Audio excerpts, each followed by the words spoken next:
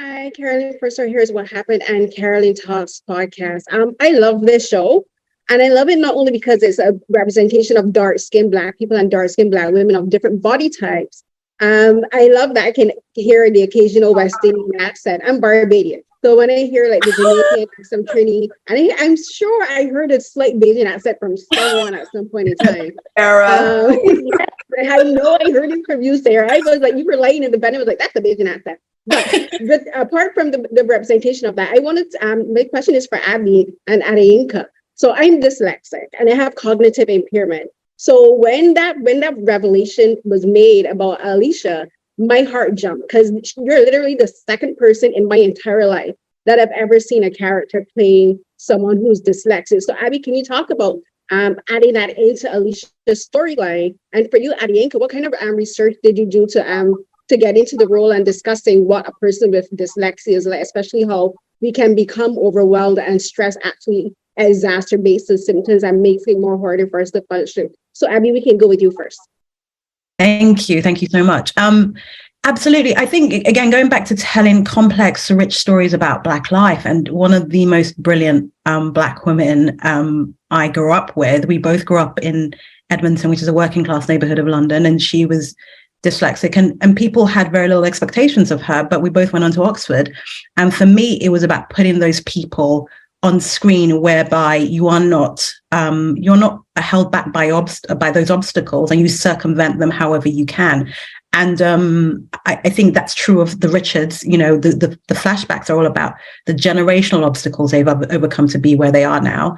And with Alicia, I just thought she's brilliant, and her father didn't see it. And Adeyinka brought this vulnerability to the role and an engagement with it. And I think she just did such a brilliant job. So I will hand over to her. Oh, thanks, Abby. Just to sort of like answer your question in terms of research, I did the standard sort of like Googling and reading up and all this sort of stuff. But I actually have a close friend and colleague who is a Black woman who is actually a producer of an arts organization who is dyslexic.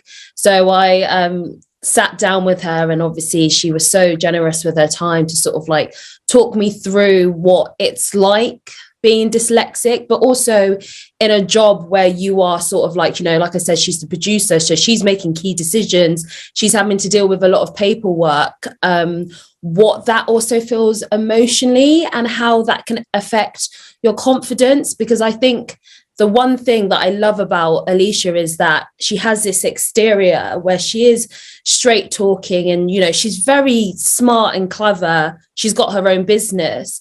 But I think sometimes the weight of her dyslexia can make her doubt herself. And like Abby said as well, Stephen, her dad, didn't see the potential that she had. And I think sometimes she questions herself.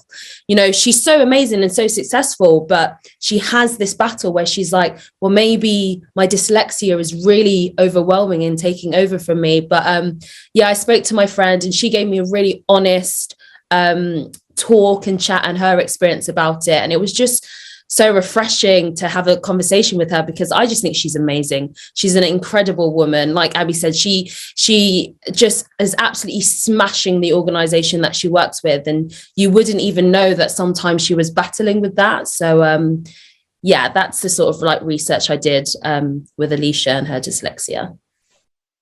Great. Thank you so much. Thank you so much, Abby, for creating this character and for giving her that form of neurodivergency, because I very much relate to it. And I can't wait to see what the response is for that, because we've never seen anything like that on screen, either from British or North American TV. So again, thank you very much, ladies. Thank you, Carolyn.